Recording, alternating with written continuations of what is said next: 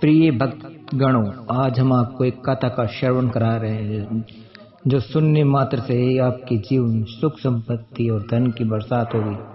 तो चलिए कथा का प्रारंभ करते हैं।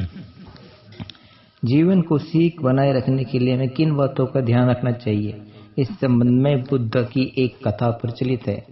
इस कथा में बताया गया है कि प्रचलित लोक कथा के अनुसार बुद्ध अपने शिष्यों को रोज उपदेश देते थे और शिष्य के साथ ही आसपास के गांव के लोग भी उनका घर पर प्रवचन सुनने आते थे। आसपास के क्षेत्र में उनकी प्रसिद्धि काफी बढ़ गई थी। बुद्धा एक पड़ोसी उनसे जलन में की भावना रखता था। वे रोज प्रवचन सुनने भी आता था। पड़ोस में संत तुकाराम के नीचे दिखाने का मौका खोज रहा था। एक दिन बुद्धा की भैंस उस पड़ोसी के खेत में चली गई और भैंस की वजह से पड़ोसी की बहुत सारी फसल खराब हो गई। इस पड़ोसी को बहुत गुस्सा आ गया। वे गुस्से में बुद्धा के घर गया और गालियां देने लगा। जब बुद्धा ने गालियों का जवाब नहीं दिया तो उसे और ज्यादा गुस्सा आया। पड़ोसी ने एक डंडा उठाया और बुद्ध को पिटाई कर दी। इतने होने के बाद भी बुद्धा चुप रहे। अंत में पड़ोसी थककर अपने घर चला गया।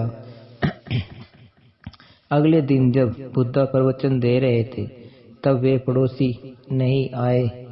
वे तुरंत ही उसके घर चले गए और भैंस की वजह से हुए नुकसान की काफी माफी मांगने लगे और प्रवचन में आमंत्रित करने लगे।